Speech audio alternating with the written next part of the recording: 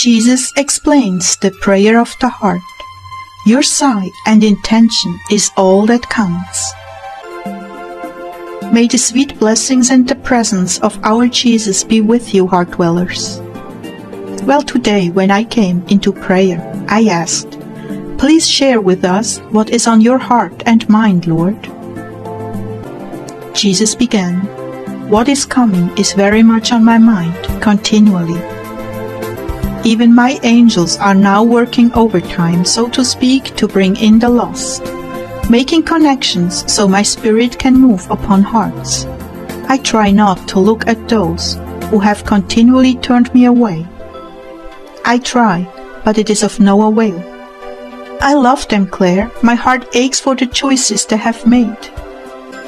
But there are those who are coming along, slowly, but coming, and they bolster my heart and bring the promise of souls restored.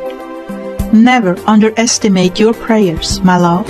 I know you don't feel powerful in prayer, but even as you said today, when my mother mentioned they were out of wine, though I was not ready to work a miracle, because of her tender heart and the grief she felt, I did it anyway.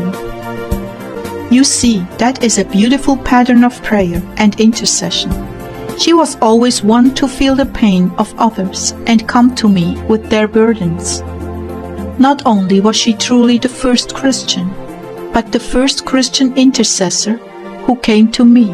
I could not resist her pain, so I did many things no one would even guess I did, just because she approached me with such sincere love for her neighbors.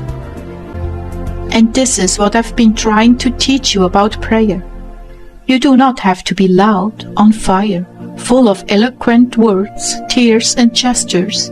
Did I not say to pray secretly in private and I would reward you? It is all in the intention of the heart. When you cry out from the depths of your soul because of the plight of others, I immediately move into action. No lags, no maybes, no, well, maybe later I'll pray a better prayer.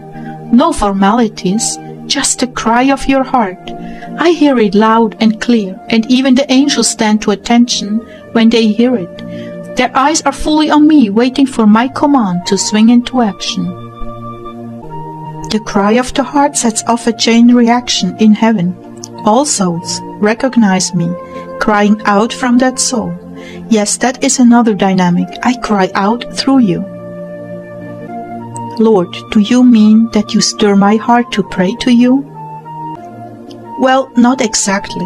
When I cry out from within you, it is because our hearts are in union, and I correspond to your intentions. I wait for you to initiate the cry. Do you know what most often stops you, Clare? Unbelief? Yes, but it is a Pharisee spirit that discourages and demands formal prayers. The raising of hands, the beating breasts.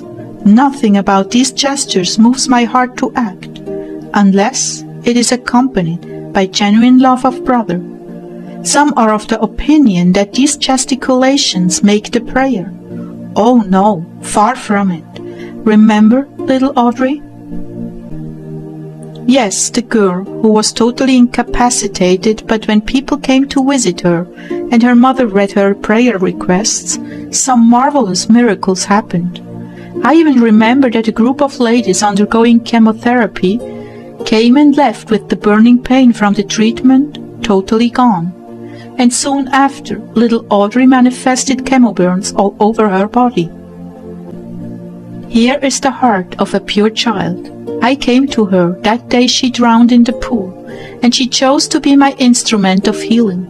I showed to her all the people she would touch by just praying in her heart, and she humbly received that assignment, Clare.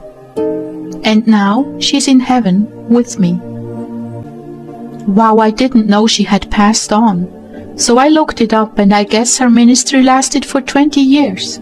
She drowned in the pool at 3 and died at 23. Amazing miracles are attributed to her intercession.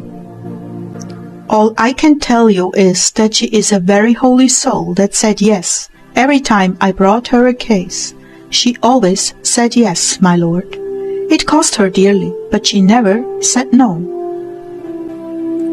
Bring me your heart, pray from the heart, let all things come forth from the heart, where I dwell. Do not be fooled into believing your prayers are worthless. This lessens your effectiveness.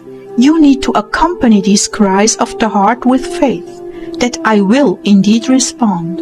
Recognize and know that the very moment you cry out to me, I move into action on behalf of that soul you were praying for. I would love for all my heart dwellers to remember this and apply it now in these your last days on earth.